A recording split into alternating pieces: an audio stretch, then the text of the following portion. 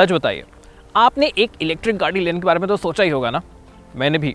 लेकिन डर लगता है कि 14-15 लाख रुपए एक ऐसी टेक्नोलॉजी में कैसे डाल दें जो पता नहीं अपने काम आए या नहीं। हमें ज़रूरत है एक छोटी और एक सेफ शुरुआत की, शायद टाटा टियागो ईवी की। तो आज इस वीडियो में हम गाड़ी पे नहीं, अपनी ज़रूरतों पे गौर फरमाएंगे और उससे पता लगाएंगे कि क्या ये गाड़ी हमारी पहली इलेक्ट्रिक गाड़ी बन सकती है या नहीं। शुरुआत करते हैं रेंज के साथ। तो मान लीजिए कि आप नोएडा में रहते हैं और रोज़ गुरुग्राम जाते हैं अपने काम के लिए, या फिर पनवेल में रहते हैं और रोज़ थाने जाना पड़ता है। तो आप लगभग दिन में 100 से 120 किलोमीटर गाड़ी चलाएंगे। अब उसके बाद मन कर गया कि मूवी जाएं, तो उसमें 20 किलोमीटर और जोड़ लीजिए, तो लगभग आप एक दिन में 150 किलोमीटर गाड़ी चलाएंगे। टियागो ईवी में आपको 2 बैटरी पैक ऑप्शंस मिलते हैं। बड़ी बैटरी की क्लेम्ड रेंज है 315 किलोमीटर की और छोटी बैटरी की क्लेम्ड रेंज है लगभग 250 किलोमीटर के आसपास की। अब रियल वर्ल्ड में उसमें से 100 किलोमीटर सीधे हटा दीजिए, तो बड़ी बैटरी में ये 150 किलोमीटर आप आराम से कर पाएंगे। और जो छोटी बैटरी है उसमें वो बिल्कुल कट टू कट रहेगा, ध्यान से गाड़ी चलानी पड़ेगी। तो अगर मेरी मानिए तो ज़रूर वो बड़ी बैटरी वाली गाड़ी ही लीजिए, क्योंकि ये जो लास्ट के 50 किलोमीटर होते हैं ना, ये आपके पीस ऑफ माइंड के लिए बड़ी अहमियत रखते हैं। आपने गाड़ी चला तो ली, लेकिन चार्जिंग का क्या? अब आप घर पहुंच गए हैं, गाड़ी में लगभग 20 या 10 किलोमीटर की रेंज बची है और आप इसको अपने घर के हाउस होल्ड सॉकेट पे प्लग इन करते हैं, तो इस गाड़ी को लगभग 9 घंटे लगेंगे पूरा चार्ज होने में। तो अगर आप रात के 11 बजे भी इसको चार्जिंग पे लगाते हैं तो सुबह 8 बजे ये गाड़ी आपको तैयार मिलेगी। और अगर आप ये 7.2 किलोवाट आवर का फास्ट चार्जर भी इस गाड़ी के साथ खरीदते हैं तो इस गाड़ी को चार्ज होने में लगभग 4 से 5 घंटे ही लगेंगे। बस रात को बिजली नहीं जानी चाहिए। Optional 7.2 kilowatt hour AC charger जो कि एक्स्ट्रा 50,000 रुपये दे के मिलेगा, वो काम का तो है, लेकिन उसके लिए आपके घर पे 3 फेज कनेक्शन होना भी ज़रूरी है। डोमेस्टिक इलेक्ट्रिसिटी रेट्स लगभग 3 से 5 रुपये पर यूनिट में वैरी करती हैं। अगर मैं इसको हाई साइड पे ले जाके 8 रुपये भी पकड़ता हूँ तो इस गाड़ी को पूरा चार्ज करने के लिए आपको सिर्फ 200 रुपये लगेंगे। अगर आप गाड़ी को आराम से चलाएं तो आप इसको 200 किलोमीटर चला सकते हैं। तो ये तो लॉजिकल बात है कि इसकी रनिंग कॉस्ट बन जाती है 1 रुपये पर किलोमीटर की। लेकिन अगर आप एक डीसी फास्ट चार्जर या कोई पब्लिक नेटवर्क यूज़ करते हैं तो वो महंगा पड़ता है। वो आपसे लगभग चार्ज करते हैं 18 रुपये पर यूनिट, यानी कि इस गाड़ी की रनिंग कॉस्ट को बना देते हैं 2.5 रुपये पर किलोमीटर, जो कि लगभग सीएनजी गाड़ियों के बराबर हो जाती है। अगर मैं पेट्रोल गाड़ियों की बात करूं तो उनकी रहती है लगभग 4.5 से 5 रुपये पर किलोमीटर की रनिंग कॉस्ट। तो मेरा रिकमेंडेशन तो यही है कि अगर आप ये गाड़ी लेते हैं तो इसको अपने घर पे ही चार्ज कीजिएगा। और आजकल तो फ्लैट्स में भी एक अलग मीटर लग के वॉल बॉक्स चार्जर आपकी पार्किंग में ही लग जाता है, तो कोई भी दिक्कत की बात ही नहीं है। यार, अब इस बात का जवाब मेरे पास नहीं है। टाटा इस गाड़ी के साथ आपको 8 साल की और 1,60,000 किलोमीटर तक की वारंटी दे रहा है, दोनों इसकी मोटर पे और बैटरी पे। और यहाँ पे जो फंडा है ना, वो काफ़ी हद तक आपके स्मार्टफोन जैसा ही है। तो जैसे आप उसको यूज़ करते रहते हैं तो उसकी मैक्सिमम चार्जिंग कैपेसिटी कम होती रहती है। तो जब नया फ़ोन लेते हैं तो वो 20 घंटे चलता है, 3-4 साल बाद वो 13 से 15 घंटे ही चल पाता है। 8 साल बाद इस गाड़ी की जो टोटल कैपेसिटी है बैटरी की, वो उसकी 80% तक आ सकती है। यानी कि अगर आपको अभी 200 किलोमीटर की रेंज मिल रही है तो 8 साल बाद आपको 160 की ही मिलेगी, वो 40 किलोमीटर आप खो देंगे। और इस चीज़ का असर इसकी रीसेल वैल्यू पे भी पड़ेगा। अब दिखने के मामले में है तो टियागो ही, लेकिन अपने नए ग्रिल और उन व्हील कैप्स के साथ ये ज़्यादा प्रीमियम लगती है। और अगर मेरी माने तो ये ज़्यादा अच्छी दिखती है। इंटीरियर्स में तो नहीं, लेकिन बूट स्पेस में थोड़ा कॉम्प्रोमाइज़ है। अब आपके पास यहाँ पे एक टेलगेट रिलीज़ का बटन मिल जाता है जो कि काफ़ी यूज़फुल है, लेकिन क्योंकि यहाँ पे बूट के नीचे बैटरीज हैं तो बूट की जगह कम हो गई है। ये एक ओवरनाइट सूटकेस है जो अपने फ्लाइट्स में इन कैबिन लगेज रहता है, वो उसके साथ और एक लैपटॉप बैग के साथ ही ये बूट काफ़ी हद तक भर गया है। तो अगर आप किसी को एयरपोर्ट या रेलवे स्टेशन से इस गाड़ी में लेने जा रहे हैं तो वहाँ थोड़ा सोचना पड़ेगा। अब बूट में ऑब्वियसली आपको इसका चार्जर तो रखना ही पड़ेगा। इसके अलावा जैसे मैंने आपको बताया कि नीचे की तरफ बैटरीज आ गई हैं, तो यहाँ पे कोई भी आपको स्पेयर व्हील नहीं मिलता, आपको खाली एक पंचर रिपेयर किट से ही अपना काम चलाना पड़ेगा। और फाइनली अगर ये बूट फ्लोर थोड़ा और अच्छे से डिज़ाइन किया जाता तो ये बची हुई जगह आप यूज़ कर सकते थे, पर क्योंकि यहाँ पे ये सपोर्ट आ जाता है बूट फ्लोर का, तो अगर आप वहाँ पे अपना क्लीनिंग किट या अम्ब्रेला रखना चाहते हैं तो वो जगह आप काम में नहीं ले पाएंगे। अंदर से ये हमारी जानी पहचानी टियागो ही है। यहाँ पे प्रैक्टिकलिटी की कोई कमी नहीं और स्पेस के लिए भी 4 जने यहाँ पे आराम से कंफर्टेबल होके बैठ सकते हैं। 5वां जना पीछे सीट पे थोड़ा फंसता है, लेकिन छोटी जर्नीज में आप वो भी मैनेज कर पाएंगे।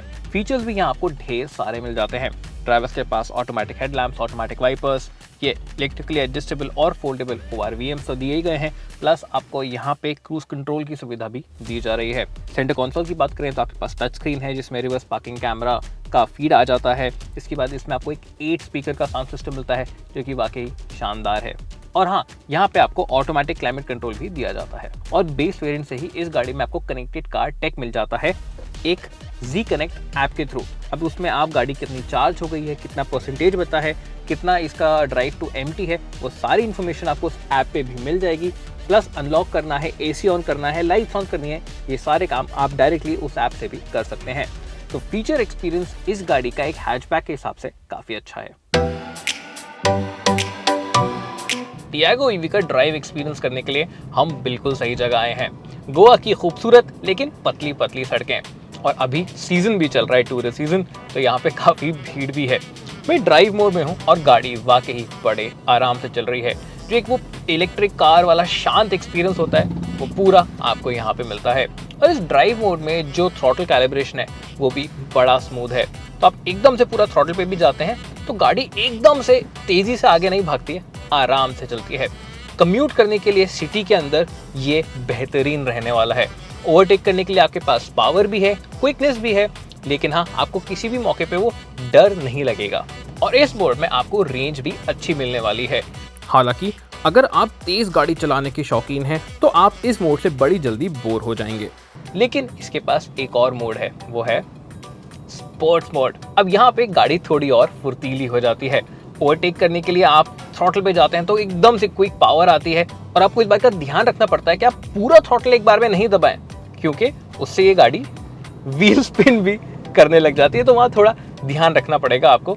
लेकिन हाँ, इस मोड में गाड़ी को चलाने में थोड़ा और मजा आता है। अब इलेक्ट्रिक गाड़ियों से हम एक्साइटिंग परफॉर्मेंस की उम्मीद रखते हैं, वो चीज़ यहाँ पे नहीं है। हाँ, ओवरटेक्स के लिए ये काफ़ी क्विक है। सिटी के अंदर गैप्स में जाना है, एक रेड लाइट से उड़ते हुए आपको आगे जाना है, तो वो सारा काम ये गाड़ी कर पाएगी। लेकिन ये परफॉर्मेंस इलेक्ट्रीफाइंग या फिर एक्साइटिंग नहीं बोल सकते। इसकी एक अच्छी बात यह है, वो ये कि अगर आप स्पोर्ट्स मोड में भी गाड़ी को चला रहे हैं तो रेंज उतनी तेज़ी से आपकी यहाँ पे कम नहीं होती है। जब हम इसको ड्राइव मोड से स्पोर्ट मोड में स्विच करते हैं तो रेंज सिर्फ 10 किलोमीटर से ही नीचे गिरती है। अब ये बात भी बोलनी ही पड़ेगी कि जो रेंज का डिस्प्ले है और जो बैटरी परसेंटेज का डिस्प्ले है वो काफ़ी अच्छे से सामने ही आपके इंस्ट्रूमेंट क्लस्टर में दिया गया है, तो गाड़ी चलाते हुए उसको पढ़ने में बिल्कुल भी दिक्कत नहीं आती। टियागो EV में आपको 4 रीजन मोड्स भी दिए गए हैं। पहला है ऑफ, तो जब मैं थ्रॉटल से छोड़ता हूँ तो गाड़ी एकदम फ्रीली कोस्ट करती है, बिल्कुल भी इसमें कोई भी रेजिस्टेंस नहीं आता। फिर आता है रीजन लेवल 1, जिसमें फर्क जरूर पता चलना शुरू हो जाता है, खासकर जब आप ब्रेक्स पर जाने लग जाते हैं। और फिर उसी की तरह 2 और 3। लेकिन अच्छी बात यह है कि 3 वाले मोड में भी गाड़ी में बिल्कुल भी थ्रॉटल छोड़ने पे झटका नहीं आता। तो इस मोड में भी अगर आप अपने परिवार के साथ चल रहे हैं, सिटी में चल रहे हैं, तो आपको रेंज भी थोड़ी थोड़ी वापस मिलती रहेगी और ड्राइव एक्सपीरियंस भी आपका स्मूथ रहेगा। लेकिन हाँ, रेंज पे ज़्यादा फर्क नहीं पड़ेगा इससे, क्योंकि जैसे मैंने कहा ये रीजन थोड़ा माइल्ड है।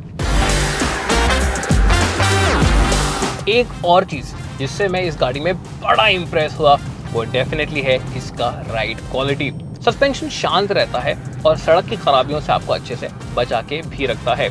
बड़े गड्ढों में, पॉटहोल्स में भी ये गाड़ी आपको परेशान नहीं करती। हाँ, कभी कभी वो थोड़ा फील तो होता है, लेकिन अदरवाइज इसकी कुशनिंग काफ़ी सॉर्टेड है। और हाईवेज के ऊपर खुले सड़कों पे भी ये गाड़ी एकदम फ्लैट चलती है, काफ़ी स्टेबल रहती है। तो ओवरऑल इस गाड़ी का ड्राइव एक्सपीरियंस काफ़ी अच्छा है। ये ज़्यादा सिटी ओरिएंटेड है, सिटी में ये ज़्यादा काम में आने वाली है, लेकिन ओवरऑल भी इस गाड़ी को चलाने में मज़ा आता है। टियागो EV की कीमत शुरू होती है 8.5 लाख रुपए से, मगर ये छोटी बैटरी वाली वेरिएंट है और मेरी मानिए तो आपको इनको अवॉइड करना चाहिए। बड़ी बैटरी वाली गाड़ी 10 लाख रुपए से शुरू होती है और इसकी कीमत 11.3 लाख तक जाती है। ये प्राइसेस लगभग i20 या बलिनो के बराबर के हैं और रेगुलर पेट्रोल टियागो से 4 लाख रुपए ज्यादा भी। आज हमने ये तो पता लगा लिया कि टियागो EV आपको रेंज की दिक्कत नहीं देगी, रात भर में चार्ज भी हो जाएगी और चलने में सस्ती भी पड़ेगी। इसकी जो ड्राइव है वो भी आसान है, ये गाड़ी काफ़ी कंफर्टेबल है और फीचर्स में भी कोई कमी नहीं। अब बस इसकी जो ड्राइव है वो थोड़ी और एक्साइटिंग होती और बूट स्पेस में वो कॉम्प्रोमाइज़ नहीं होता तो बोलने के लिए शायद कुछ बचता ही नहीं। तो ये टियागो ईवी ज़रूर आपकी पहली ईवी बनने की काबिलियत रखती है, बस थोड़े पैसे ज़्यादा देके आप वो बड़ा बैटरी वाला वर्जन ले लीजिएगा, क्योंकि वो आपका ईवीज़ में विश्वास बना या तोड़ सकता है।